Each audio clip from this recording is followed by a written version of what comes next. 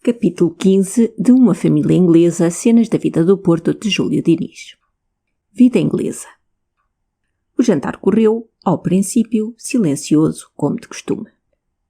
Mr. Richard, apesar de tudo quanto prometia aquele seu ar de satisfação, fazia as honras da mesa, usando de monossílabos, e não se dava ao trabalho de formular uma oração inteira, sempre que, com qualquer palavra solta, lhe era possível exprimir o pensamento. Roast beef, salame, fiambre, ostras. Era a maneira pela qual ele perguntava a Carlos ou a Jenny quais os pratos de que preferiam servir-se. Mostarda, queijo, aquilo, isto, traz, tira, leva.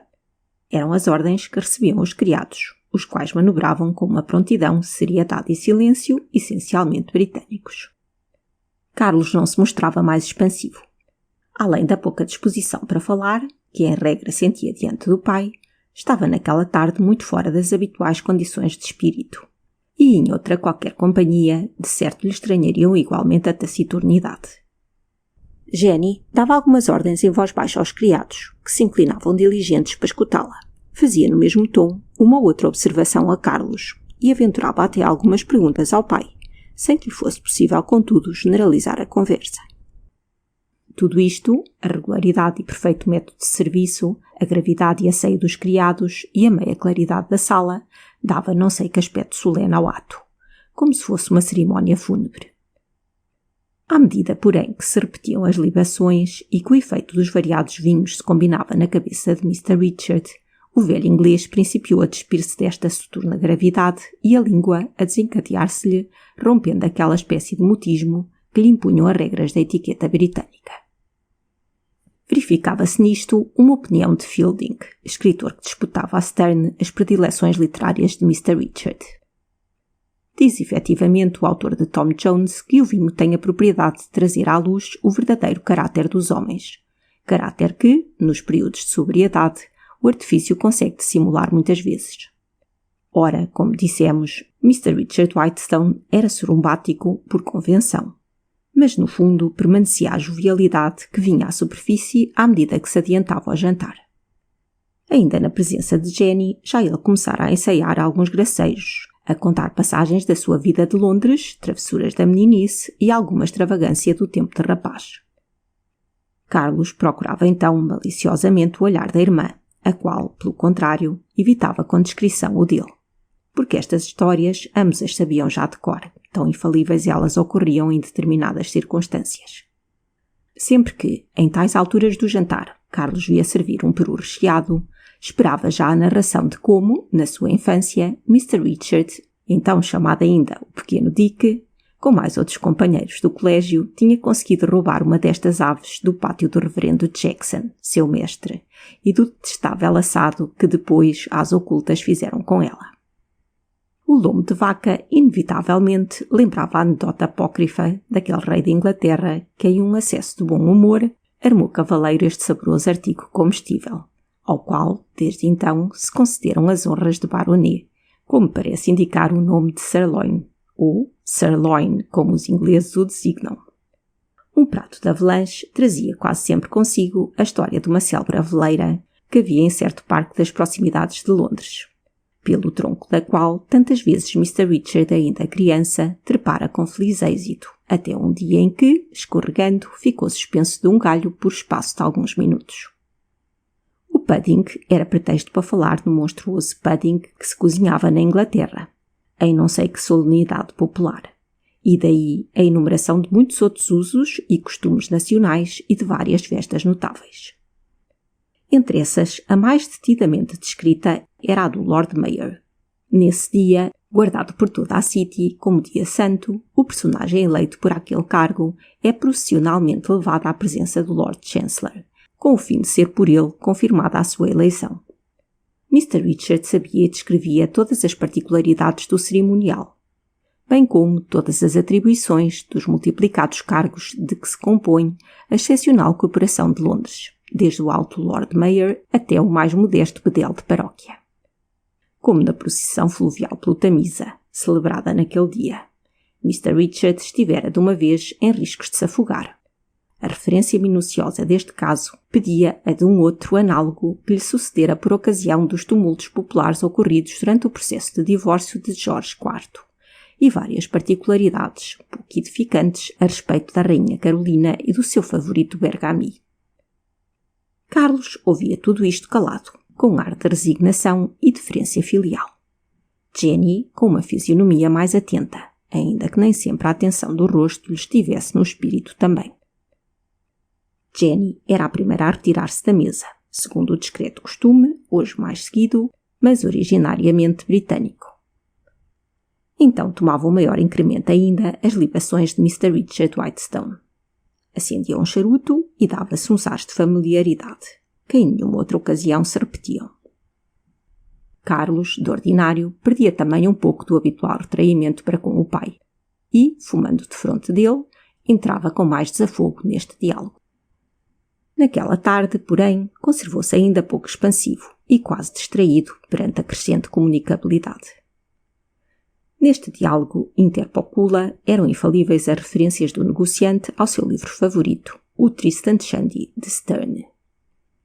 Mr. Richard apreciava tudo naquele livro extravagante, sabia-o quase de cor, e apesar disso lia-o ainda e de todas as vezes ria com a mesma vontade, não obstante não encontrar no decurso da leitura já alguma coisa imprevista. Carlos, ainda quando não tivesse lido a obra, tinha já razão para a conhecer a fundo, graças às quotidianas citações do pai. Era, porém, obrigado a escutá-lo como se tudo fosse novo para ele. As dissertações filosóficas do pai de Tristan, as ingenuidades e venetas guerreiras do tio Tobias, as argúcias e façanhas do Corporal Trim, as intermináveis e extravagantes divagações de Tristan, o suposto autobiógrafo, tudo Mr. Richard citava com entusiasmo e com vivacidade. Nem lhe passavam por alto os episódios e as dissertações que respiram certas liberdades verdadeiramente rabelesianas capazes de alvoroçar os ouvidos menos pechosos. O episódio dos amores do tio Tobias e os do seu fiel camarada, de índole menos quixotesca, eram até das passagens favoritas e das que com mais cordiais risadas comentava. Vinham luzes e prosseguia o diálogo, nem sempre demasiado ingênuo. Ao levantar da mesa, tomavam-se posições ao fogão. A conversa continuava, mas o ponto culminante da loquacidade e da viveza de Mr. Richard Whitestone tinha passado já. Neste primeiro período de declinação, sobrevinham as citações do Tom Jones. Mr. Richard não se cansava também de exaltar aqueles soberbos perfis da pena de Fielding e as judiciosas reflexões que o autor mistura à narrativa. Depois, a proximidade do calor do fogão, as exalações do carvão inglês, a preponderância dos vapores do tabaco e, mais tarde, o punch, deprimiam ainda mais os espíritos do comerciante. Passava a falar de política. Citava o Times. Nesta noite, disse a Carlos que Lord Palmerston estava resolvido a dissolver o Parlamento no caso de não encontrar apoio na Câmara dos Comuns. Isto já foi dito em tom soturno. Carlos era de todo indiferente aos destinos do Parlamento inglês. Depois falou nos principais movimentos e feitos de armas do exército aliado na Crimeia e no provável êxito da campanha. E daqui entrou em considerações sobre o estado do comércio em Londres. Carlos lutava heroicamente para reprimir bocejos de fastio. Era noite cerrada. A voz de Mr. Richard tinha já umas entonações surdas que, combinadas às pancadas do relógio da sala, produziam em Carlos um efeito soporífero irresistível. Jenny, quando pelo silêncio que reinava sentia que tinham chegado as coisas a este período crítico, voltava outra vez à sala. Era então que o irmão aproveitava a ocasião para sair. Nesta noite ficou. Jenny olhou-o admirada. Carlos respondeu-lhe, encolhendo os ombros, como a exprimir a resolução de ser condescendente aquela vez, ficando. A irmã agradeceu-lhe com um gesto, mas pensava consigo. Bem sei, ainda não te passou a desgosto pelo mau resultado da tua aventura. Paciência. Carlos voltara à casa, como dissemos, reconciliado com a vida doméstica e convencido de que estava bem disposto para saborear os prazeres de um serão inglês. Resolveu por isso ficar, mas a suspeita de Jenny era também fundada. Desalentado pela falta de indicações em relação ao mistério da máscara, na qual a seu pesar pensava ainda, minguava-lhe o ânimo para sair, sem esperanças de o elucidar. Mas a vida doméstica, tal como se passava ao fogão, junto do qual Mr. Richard quase dormitava, não era a que o podia satisfazer. O viver íntimo, cujos encantos Carlos julgara ter concebido aquela tarde, era apenas o acessório de alguma coisa mais essencial ao coração, de alguma coisa cuja necessidade começava a sentir enfim. Sorria-lhe o aconchego doméstico, mas aquecido, mas iluminado por outras chamas, que não eram as que lambiam o fender do fogão, animado por mais ardentes sentimentos do que os de um afeto fraterno, ainda que dos mais estreitos, e do que os do respeito filial, ainda que dos mais arraigados e extremosos. Estava por isso experimentando agora o desengano. Ia comparar a monotonia daquela noite inglesa com o prazer que imaginara poder saborear-se sem abandonar os lares domésticos. Isto fazia-o ainda mais silencioso e sombrio do que estivera em outras noites que passara como aquela em casa. Depois que veio Jenny, sucedeu o que quase sempre sucedia também. Mr. Richard manifestou desejos de a ouvir tocar. Em virtude disto, passaram a uma das salas próximas. Mr. Richard sentou-se ao lado do fogão, também aceso ali. Carlos, próximo dele. Jenny, ao piano. Jenny, conhecendo por experiência as predileções paternas, abriu a coleção dos cantos populares de Russell e procurou uma poesia de Morris, a qual tanto o pai como o irmão ouviam sempre com piedoso recolhimento. O motivo desta atenção estava sobretudo na letra, que parecia feita de propósito para avivar, em toda esta família, saudades da vida passada. Foi a meia voz, mas com verdadeiro sentimento, que Jenny cantou esta poesia intitulada A Bíblia de Minha Mãe, cuja tradução é a seguinte: Este livro é tudo quanto me resta dela. Ao vê-lo, sinto rebentarem-me irreprimíveis as lágrimas dos olhos. Com os lábios trêmulos, com a fronte turvada, aperto-o ao coração. É esta a árvore de família, à sombra da qual muitas gerações se têm abrigado. As mãos de minha mãe folhearam esta Bíblia. Foi ela mesma quem me alegou ao expirar. Ai, como me estão lembrando aqueles cujos nomes me vêm de envolta com estas memórias. Tantos que, em torno do lar, costumavam reunir-se após a oração da tarde, a conversar no que dizia este livro, em um tom que me calava no íntimo do seio. Há muito que eles estão com os mortos silenciosos, mas sinto-os viver ainda aqui. Meu pai lia este livro sagrado aos filhos, às filhas, à família toda. Como era sereno o olhar da minha mãe, ao curvar a cabeça para escutar a palavra de Deus. Aquela figura angélica. Ainda a estou a ver. Que memórias me ocorrem em tropel neste momento. De novo parece reviver dentro das paredes deste quarto aquele pequeno grupo. Tu, ó Bíblia, és o mais seguro amigo do homem. Eu tenho já experimentado a tua constância. Quando todos me traíam, achei-te fiel. Vi em ti um conselheiro, um guia. As minas da terra não possuem o tesouro que me compra este livro. Ensinando-me a maneira de viver, ele também me ensina como se deve morrer. O assunto da canção inglesa, depois que Jenny a terminou, fez cair naturalmente a conversa sobre diversas passagens da Bíblia. Mr. Richard citou um versículo, outro e outro, até que uma dúvida lhe impediu de prosseguir. Daí o pedido feito por ele à filha para verificar a exata redação do texto. Jenny abriu, pois, o livro, que em todas as salas se encontrava sempre à mão, e leu. Carlos gostava de ouvir ler a irmã aquelas singelas e sublimes páginas da Bíblia. Diz-se muito mal da língua inglesa e, de facto, ouvindo falar certos filhos da Grã-Bretanha, lembra logo os conhecidos versos. O mundo a porfiar, que os bretões grunhem, e os bretões, etc, etc, etc. Porém, uma voz como a de Jenny, meiga, melodiosa e modulada com inteligência e graça, parece transformar essa língua ingrata em não sei que cantar de aves, que tem atrativos até para os que não a compreendem. O recolhimento religioso com que Jenny lia os mais belos episódios do Velho ou do Novo Testamento aumentava o efeito agradável da sua voz. Infelizmente, porém, a leitura descarnada e despida de comentos daquelas páginas não bastava ao fervoroso anglicanismo de Mr. Richard Whitestone. Por isso, a cada passo, a interrompia para citar as interpretações de alguns dos reverendos doutores da sua episcopal igreja, ou os recentes desenvolvimentos que ouvira ao eclesiástico inglês na missa protestante do Campo Pequeno. Jenny olhava para o irmão e fazia-lhe sinal para que se reprimisse e pelo menos simulasse atenção às divagações do pai. Serviu-se às 10 horas chá preto, e Mr. Richard readquiriu um pouco da animação para, a propósito do chá, falar na importância da Companhia das Índias Orientais, nos serviços feitos por ela ao comércio, na sua história, nas dificuldades com que lutou e nos meios de que dispunha. Em seguida, expôs um projeto de lavra própria sobre o engrandecimento das colónias inglesas. Formulou acerba censura ao sistema colonial português e, em seguida, uma expressa condenação da política francesa em geral. Mr. Richard odiava cordialmente a França, ou ele não fosse inglês. Enfim, às 11 horas, cessou Mr. Richard de falar. As pálpebras começaram a pesar-lhe. A chama do fogão a amortecer, sem que as tenazes fizessem o seu ofício, avivando-a. Meia hora depois, separava-se a família, não tendo Carlos, em toda a noite, dito uma dúzia de palavras. Jenny acompanhou ainda algum tempo o irmão através dos corredores que conduziam ao quarto de cada um. Então, que tens tu a dizer da minha conversão? Desta comovente e miraculosa regeneração do filho pródigo?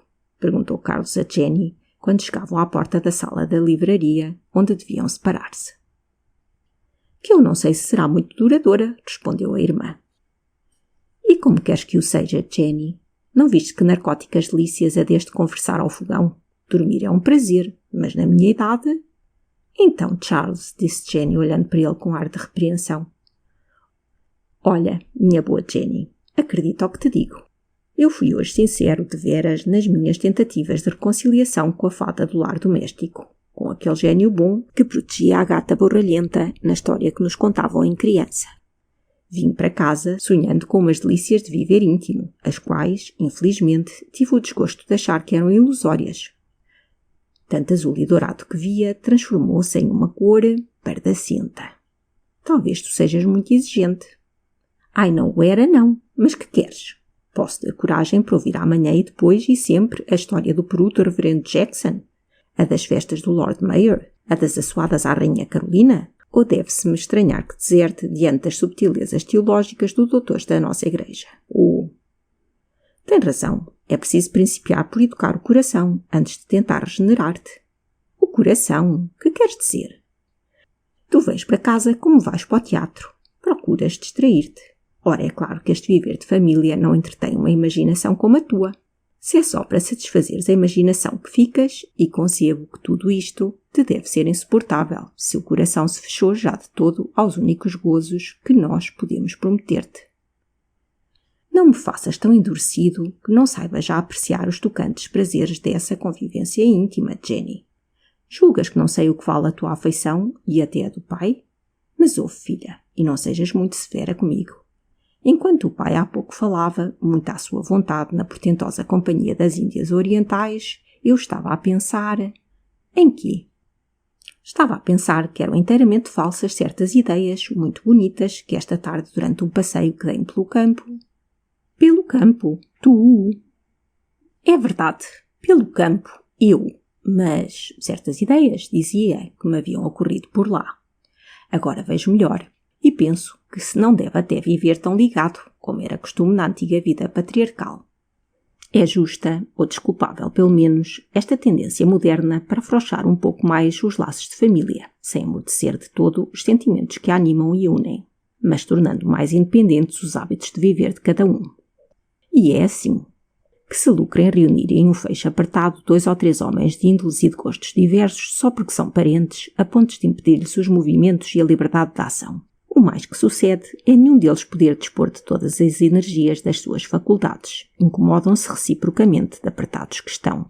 E, ódio não direi, mas às vezes certa má vontade, pequenas dissensões e, quando menos se espera, mais azedas discórdias ainda. São as inevitáveis consequências disso. Jenny abanava a cabeça fitando o irmão enquanto ele falava. Que doutrinas, disse ela por fim. Que triste filosofia a tua, de hoje. Cada vez te compreendo menos, Charles. Carlos pôs-se a rir. Então porquê, Jenny? Que achas tu em mim de tão incompreensível?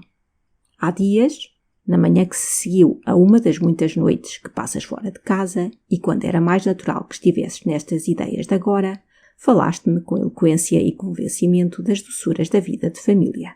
Persuadirias daquela vez o mais extraviado. Foi, ainda me lembro, a propósito de uns versos escritos por um amigo no teu álbum. Hoje, então... Tudo se explica. É pela razão que eu disse. Tentei apertar-me nos tais ambicionados laços, seduzido pelas promessas dos romancistas moralizadores. Afinal vi que me magoavam como laços que eram. Mas que versos foram esses que me despertaram tão salutares ideias? Não me recordo. Se queres que te os leia? Perguntou Jenny, pousando a mão na chave da porta da biblioteca, como preparando-se para abri-la. Se quero, peço-te. Os dois irmãos entraram na sala quadrada, onde, até à meia altura da parede, corria uma estante de palissandro, abastecida de magníficas brochuras e encadernações inglesas. Havia no meio da sala uma sólida mesa retangular, em estilo antigo, com embutidos de metal nos fechos, lavores de primorosa talha nas faces e apoiada em grossos pés torcidos em espiral. Um perfeito modelo dessa bela mobília ultimamente ressuscitada, graças sobretudo às predileções dos ingleses, que a têm tornado já rara de muito que a procuram. Cobriam esta mesa várias publicações recentes, periódicos estrangeiros e do país e gravuras. E em volta dela, cómodas poltronas e escabelos com assentos estofados que parecia convidarem à leitura. Jenny pousou a luz e, pegando em um álbum que estava entre os outros livros e periódicos, principiou folheando-o enquanto o irmão se sentava ao lado dela. Se me não engana a memória, dizia Jenny, é a tradução de uma lenda popular da Bretanha que se intitula, tendo encontrado justamente a página que procurava, concluiu, Amel e Penor. Não tenho já a menor ideia do que seja. Ora, ouve então. E Jenny principiou a ler, com suavidade e graça inexprimível, a seguinte lenda, verdadeira ou falsamente atribuída por um moderno escritor francês à musa popular da Bretanha. Longe, longe daqui, nas costas da Bretanha, poético país que um mar sinistro banha, vivia, há muito tempo, um pobre pescador, que se chamava Amel, com a mulher Penor. Tinham eles um filho, uma criança loura, um anjo que por vir dos pais inflora e dora. Ao voltarem a casa, alegres todos três, na praia os surpreende a noite de uma vez. Crescia o mar veloz, medonho, ingente, forte. Nesse tempo as marés eram vivas, a morte sobre as ondas boiava, indómita, cruel. Olhando para a esposa, assim lhe diz Amel, Penor, vamos morrer, a vaga se aproxima.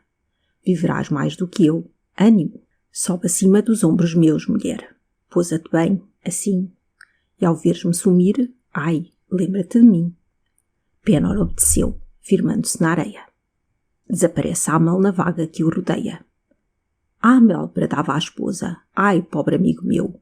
Qual de nós sofre mais, tu que morres ou eu que te vejo morrer? E as águas que subiam, o corpo da infeliz no vórtice se envolviam. Olhando para o filho, assim lhe diz a mãe. Filho, vamos morrer, olha a maré que vem. Viverás mais do que eu. Vá, filho, vá, coragem. Sobe aos meus ombros, sobe. E ao tragar a voragem, ai, lembra-te de mim e de teu pobre pai. E o mar a submergiu. Chora a criança e vai pouco a pouco a fundir-se. À flor da água revolta, apenas já flutua a trança loura e solta.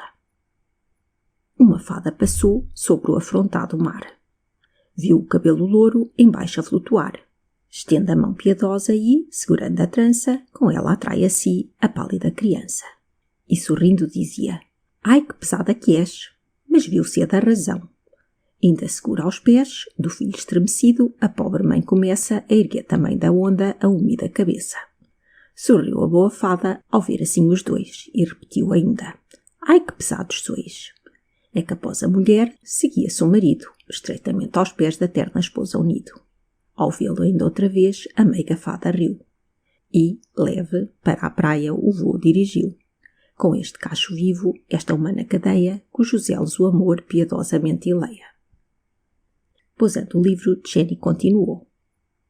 Seguem-se mais 4 versos consagrados à moralidade do conto, os quais talvez me julgues dispensada de ler, por inúteis.